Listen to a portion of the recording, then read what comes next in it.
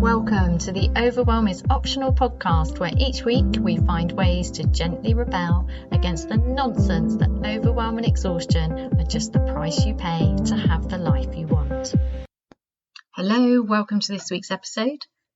In the future, will acting from overwhelm be seen as irresponsible?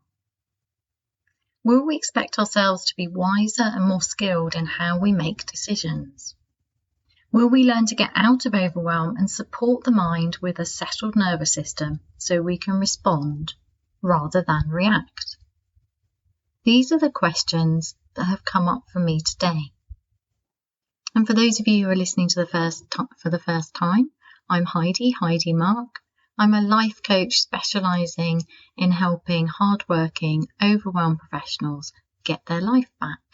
So today we're going to be delving into the idea that there's a better way for us to move through the world. There's a better way for us to make decisions by considering the fact that when we make decisions from overwhelm, often not good stuff happens. So this isn't an episode to bring you down. This is obviously, I never want to do that. I always want you to feel inspired, to feel lighter. But it's really important to consider this. So we know a lot about the human mind, but the good stuff often isn't shared. So I'm, as you know, if you've been listening to me for a while, I'm becoming increasingly disappointed with the subject of my degree, psychology, and how a lot of psychology has gone into what I would call misuse. So controlling and manipulating other people, rather than teaching us how we can use our minds better. This matters to me very, very much. And that's one of the things I'm trying to do on this podcast, is teach you about your mind and how you can use the Zen practices and philosophies, this ancient psychology, this ancient wisdom, to really nourish your mind so you can think clearly, so you can respond rather than react. So this is what I think is the heart of it. When our system is completely overloaded, which is usually involving fear, because that's the most basic hijacking of our systems, obviously fear matters because it helps us stay alive and keep us safe. But when we're constantly triggered into fear, we overload our system and the mind is completely overwhelmed and can't think straight on purpose to save your life. But when we make decisions from there, it's just not the best place to make a decision.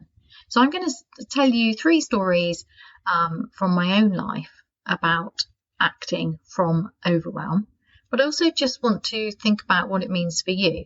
So if you could move through your day more able to pause and respond rather than react, and that's a difficult one, isn't it? Because if you're in a position of responsibility, of leadership, you need to be able to react fast. But I mean that snappy reaction, that'll do. I'm so overwhelmed. It's almost like sometimes we can make decisions where we're just trying to bat stuff away. It's like, just get that done so I can think clearly, because having your mind overwhelmed and overloaded is just a really uncomfortable place to be. And high productivity can often look like this, as opposed to high productivity which is done from a real measured way. So when we get into a state of flow with productivity, we can really feel our way through and make decisions which feel better. They feel more intuitive. And I would argue that's because you're nourishing the mind and letting the body and the heart weigh in on the conversation. You have access to more information. But when we get into that productivity, when we're just getting stuff done, it can look great. Tick, tick, tick, tick, tick, tick, tick. But it doesn't necessarily mean it's that we're making the best decisions or actually producing our best work or having the best impact on those around us. And that can be quite a subtle difference, which I think is actually quite difficult to explain and really needs to be experienced. So when I was in my 10 years of, well, actually it was less than 10 years of overwhelm, but when I was in my teaching career and I was under a lot of pressure, I just got better and better at being more productive, because I thought that would solve the problem. If I was more organised, if I was more productive, then I would get more done and then I would have more space for me. But that didn't happen. I just got better at getting things done, and I took on more and more, and people gave me more to do because, like they say, give it to a busy person, because busy people get stuff done. So I just became this like machine of getting stuff done. And a lot of what I did was good, but I look back and think, yeah, but the cost to me was outrageous because I damaged my health, which I'll talk more about in a while. But also, it doesn't necessarily mean that all of the things I was getting done mattered. And one of the problems with a lot of jobs and careers and in business is that a lot of the things we're doing don't really matter, but they kind of have to be done because that seems to be the structure. It's really irritating. There was a really interesting photograph a couple of months ago somewhere on social media of a doctor lying down on the ground, and he'd put all of the discharge out of hospitals paperwork on the floor, and it was like twice the height of him, twice the length of his body, just to get a patient out. So no wonder, you know, the National Health Service is struggling. It's under the weight of things that have to be done that are kind of bonkers. So imagine if you could move through your day getting done the things that really matter to you in a way that got them done really effectively, so that it didn't result in more overwhelm for yourself later, or a bad decision obviously reverberates back at you later, or you're passing your overwhelm on to somebody else, or it's just not very satisfying because it's not really how you wanted to do it, but at least it's done. You know, that horrible feeling? Imagine if you could be less grumpy and snappy, because that's part of this reactivity, isn't it? It's like this, just stop asking me questions, stop demanding anything of me, I can't take any more. It's this internal rage and overwhelm, which we can hide really well, but will come out on the people closest to us, and then we're shocked. It's like, well, where did that come from?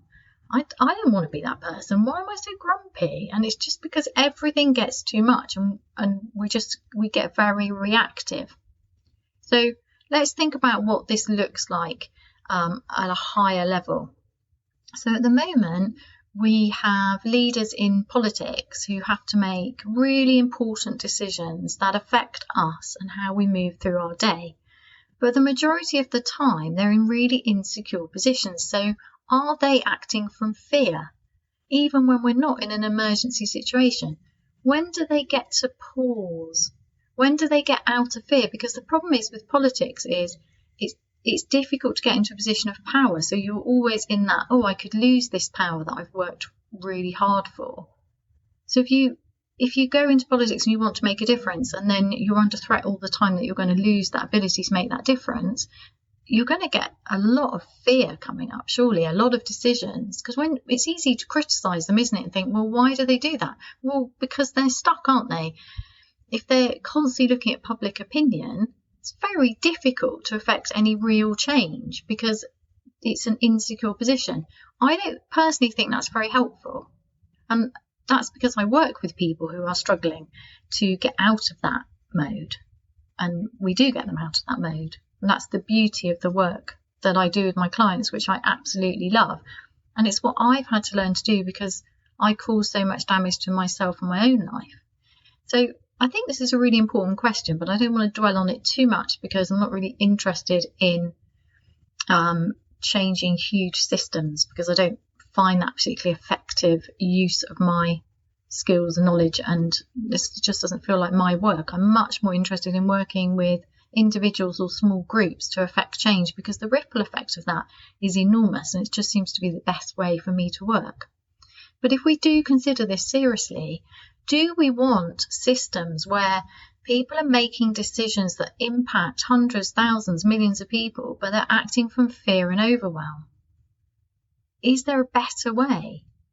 Do we need to teach each other how to get out of overwhelm first, to recognise, oh, I'm making that decision from overwhelm.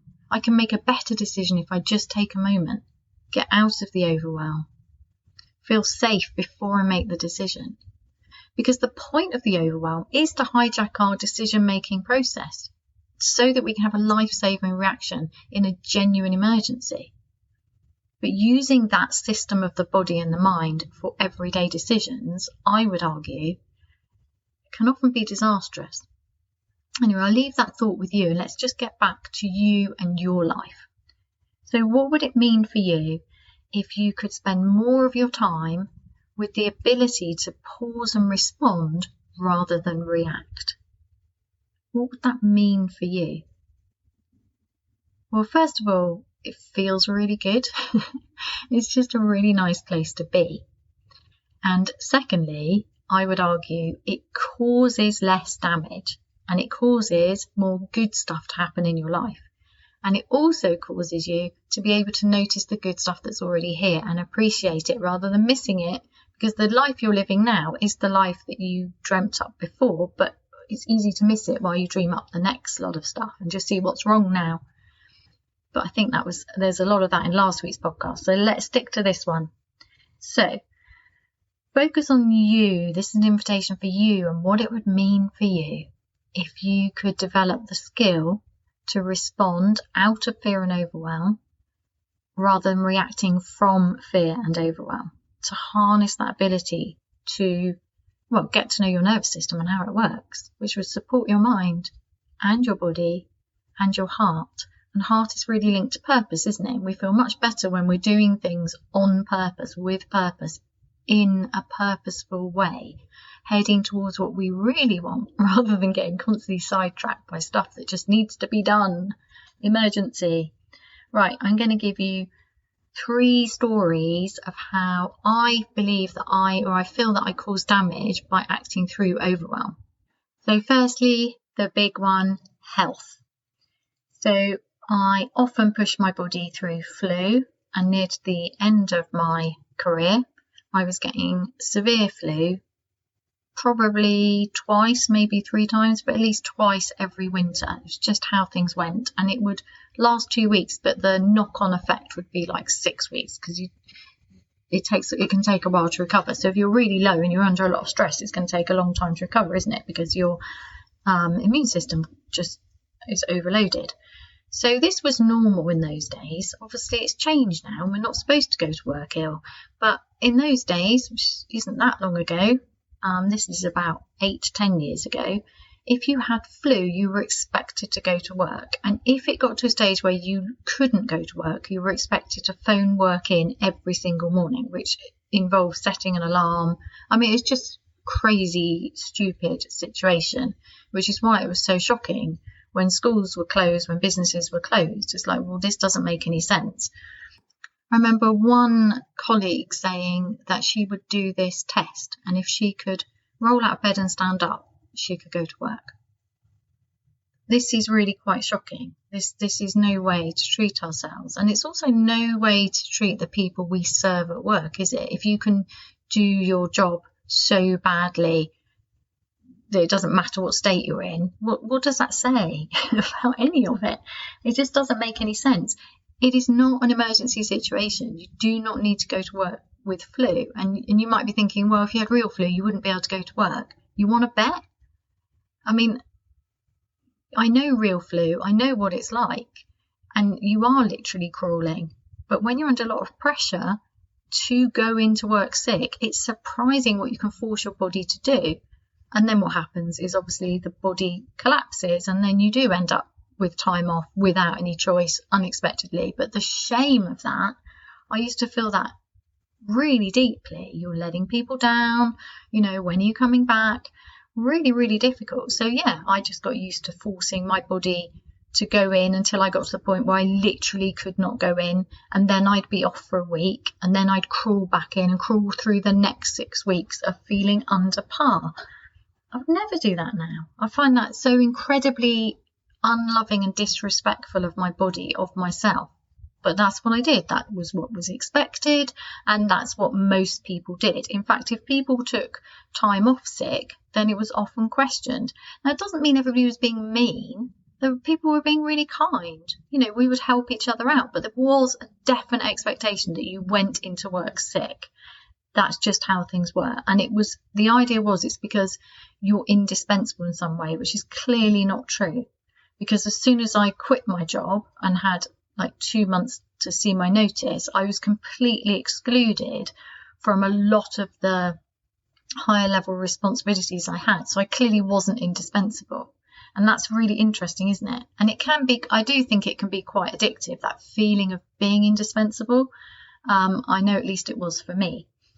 So another thing I did was I pushed myself through severe toothache until I lost a tooth. That's terrible. That doesn't make any sense to me now, but at the time I was doing my best. I was actually told, take paracetamol. And I eventually lost the tooth. This is just crazy stuff. But this is what happens when we make decisions from overwhelm, because we can't see what we're doing. We can't see the damage we're doing to our health, to ourselves. And it's because that's reflected around us. So if you're surrounded by people who are overwhelmed, who think this is the only way to do things, even though it's damaging, then of course you're reacting within that system. You're doing your best. But actually, if I'd had somebody on the outside going, yeah, that's not right. That's not how we do things in our workplace. I would never do that. Go to the dentist. You're sick. Call in sick. Forget about it. It's only work. However important it is, you matter. If I had that, then I would have seen things differently. I would have questioned it. And actually, I probably would have quit immediately.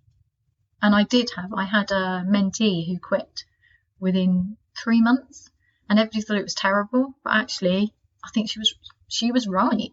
Not I think she was right. She was right. She was listening to what was right for her. Kudos to her. Another thing that I pushed myself through was having pain all down my left side, which woke me up in the night for months.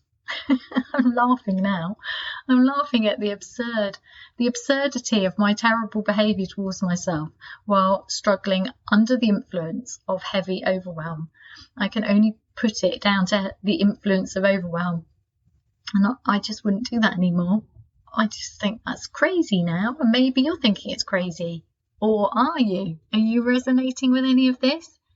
If you are, and it's making you question things, then go gently, because I don't mean to trigger you into self-judgment, but just to be aware.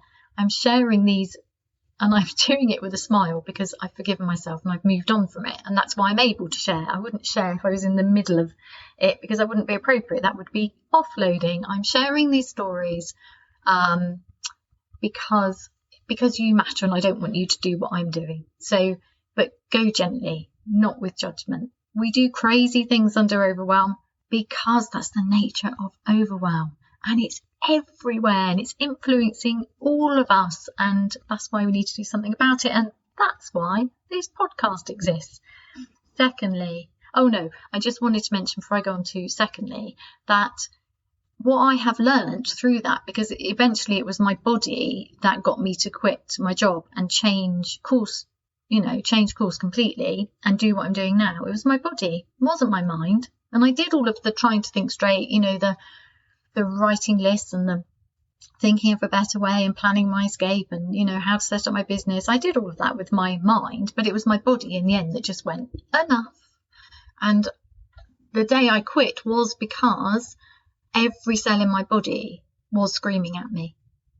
Because by then I had learnt to listen, because I'd done my retraining with a Zen master, because my body was directing me into that kind of training. So when I when I got really, really serious in my 50th year about changing career, I originally looked at doing a master's in applied positive psychology, which was a fairly new, very exciting master's. I mean, positive psychology is very different than the the normal psychology. So it's very much about thriving. So it's very much in my wheelhouse, and it made perfect sense. And I even had an interview with the course director. I read loads about it. I investigated. There were only 2 courses in this country at the time. The other one you had to go to work with the man himself, Martin Seligman, the father of positive psychology, in Penn State in the US. And I'd looked at every option and way of making this happen. I did a certificate course in positive psychology. It was brilliant. I learnt loads. But then everything was pointing me towards my body. My body kept pulling me back. If I went and did this 2 years of studying, I'd be in my head more. I needed to get out of my head.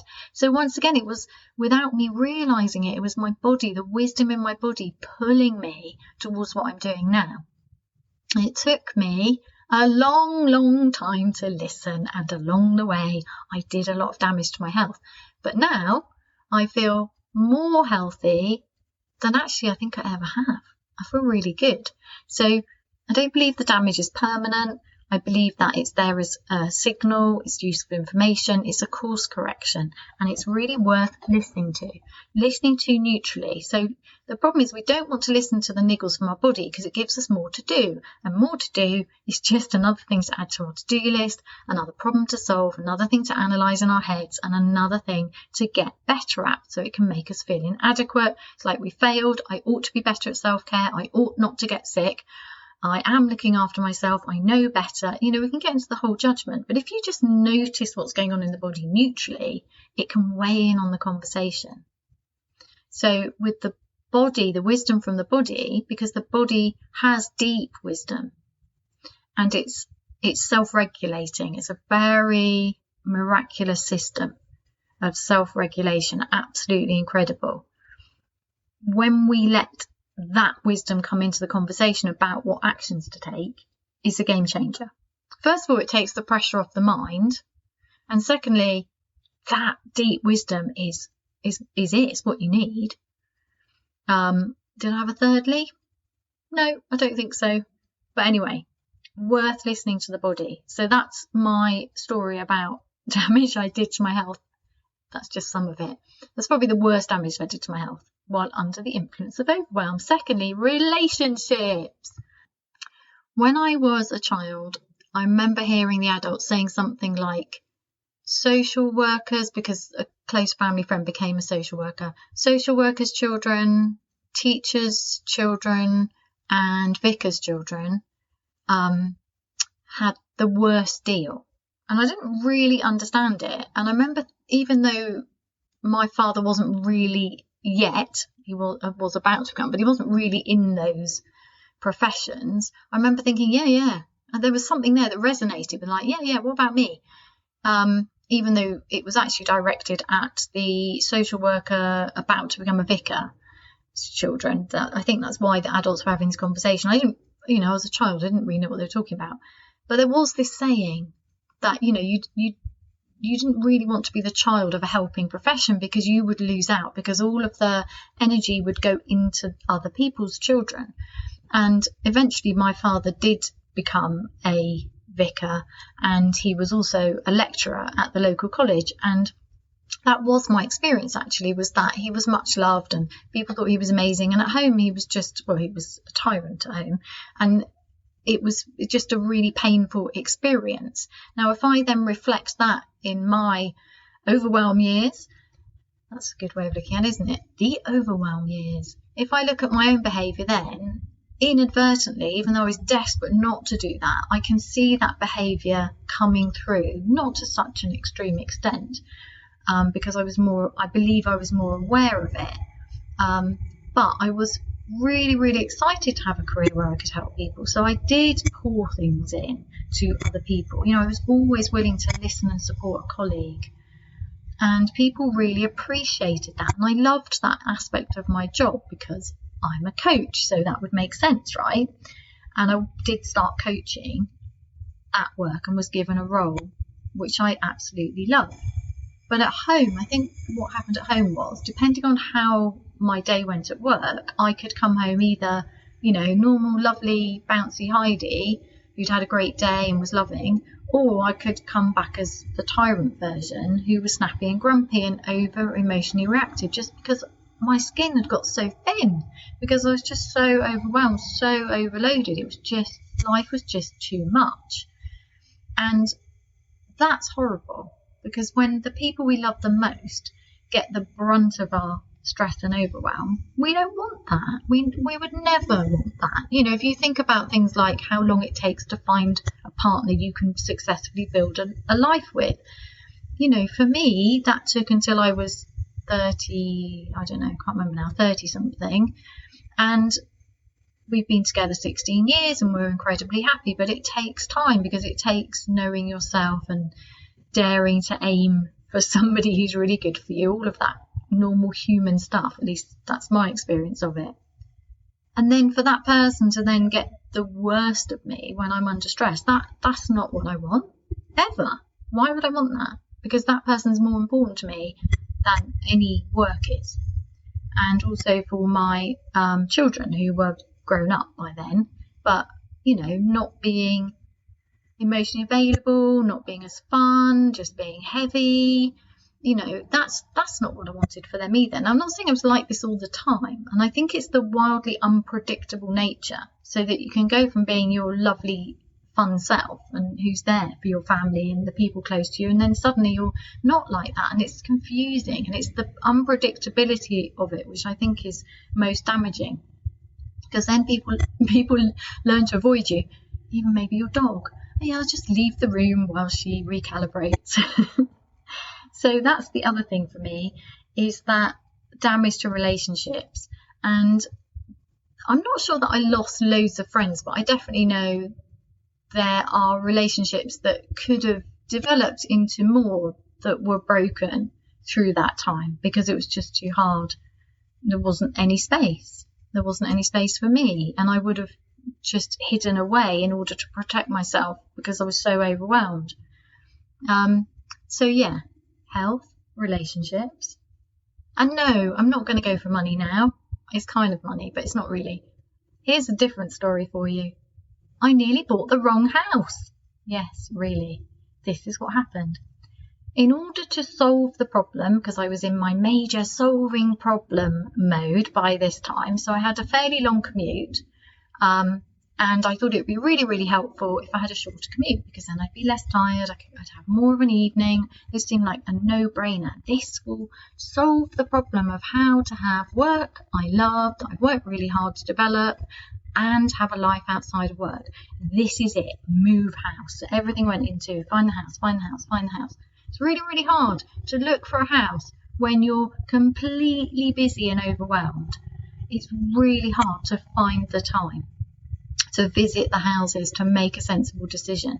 And in the end, got so fed up with it, we compromised, and I picked a house which didn't actually save me that much of a commute. It kind of halved it, but it was on the wrong side of the traffic block, so it wouldn't have really have done it. It wasn't where I wanted it to be. It wasn't the kind of house I wanted. There were lots of things I was compromising on, but it was a nice house in a really special village, and it had beautiful views, and it would have saved me some commute. So we went for buying it, and this is what happened. So I was buying this as a compromise because I was so overwhelmed. I just wanted the problem done, out the way, so I could get on with my life. And we were at the point of exchange, and we went to visit to measure up the windows for curtains. And the lovely woman who was selling it to us mentioned that next door, her lovely neighbour next door, had had a baby. And do you know where my mind went? Oh my goodness, this baby's going to scream, and it's going to disturb my sleep, and then I won't be able to cope, and then I will break at work, and everything will come crashing down. Now, that was a pretty unaware, I can look at that and report that kind of thinking now, but at the time I didn't realise that that's actually a major sign of overwhelm and would suggest that I was near burnout. But I would never have believed you if you've said that. I would have said, no, I love my job, I'm thriving, I'm coping really well, look how organised I am, look, I managed to see friends, I managed to exercise, I managed to sleep well within these really strict boundaries. I've had amazing holidays, I read books, I do this, look at everything I'm doing, I'm amazing. But look how close I was to that edge of everything coming crashing down. Everything was so strict, the structure around it. And that moment when she mentioned this baby, the panic within me, just thought, no, this isn't going to solve any of my problems, and I don't even want to live here. This isn't the house I'm looking for. What am I doing? And then what happened was the solicitor handling our conveyancing sent me an email saying, can you come and get the contract? So this was like 2 days before we were due to exchange contracts.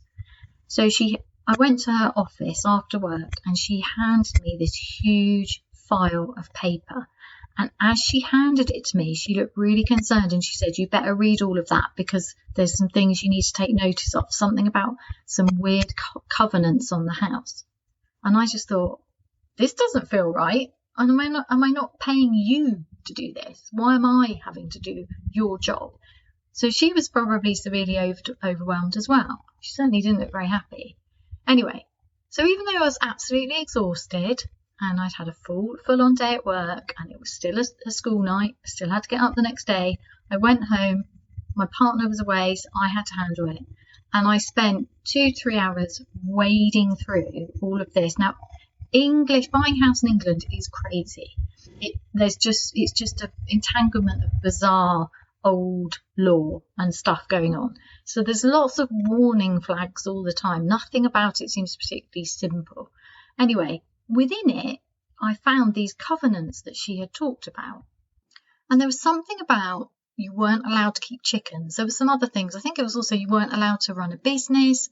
There were all these weird old covenants put on this house. And I didn't really know what it meant because my solicitor didn't do that part of her job.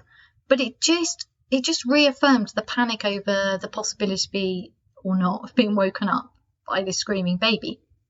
And the fact they didn't really like the house. So my gut reaction is kicking in. And then obviously I'm finding evidence to support that. And that was good evidence because having a business and having chickens would have been options that I wanted. And even if it didn't really matter and you could have had them removed or nobody would have paid any attention, which is very likely, it just felt wrong. And the stress of the reading it all, and it just felt wrong. So I contacted my partner and said, I want to pull out. And even though we were heavily invested, we spent hundreds of pounds and we really liked the people and we didn't want to let them down and we really didn't want to give up on the idea of me being less stressed, which was the whole point, we pulled out. And I'm really glad we did. I mean, I don't think there's any way that wouldn't have happened actually. And it's interesting that there are times when through that period of overwhelm, my gut reactions and the wisdom of my body did kick in and pull me out of that fog and make me pay attention and say, wrong house, Heidi, wake up now. This is not going to make you happy or solve any of your problems. So yeah, I nearly bought the wrong house under the influence of overwhelm. Not good. So what have you done under the influence of overwhelm? Are you pushing your body to the limits at times? Have you damaged your health? Have you damaged inadvertently, obviously, any of your relationships? Would you like to be able to be more present with those you love? Would you like to make better decisions? Would you like everything just to feel easier because you're not pushing through the concrete fog of overwhelm? I hope this has inspired you. If you'd like to talk about how I can help you get out of overwhelm, sort your life out so you can live it with more ease, more wisdom from your body, more in your heart, with more purpose, and just think that gloriousness of being able to think clearly, then please do get in contact. I'd love to discuss working together. Thank you for being here. Thank you for listening. Please do subscribe and share this podcast. I'm really grateful for each time you do that. Have an unexpectedly lovely week. Thank you so much for being part of this podcast. If you enjoyed this episode, please do take a little moment of your time to share it, like it, etc., to help other people find it. And if you'd like to know more about my work, please go to www.heidimarke.co.uk.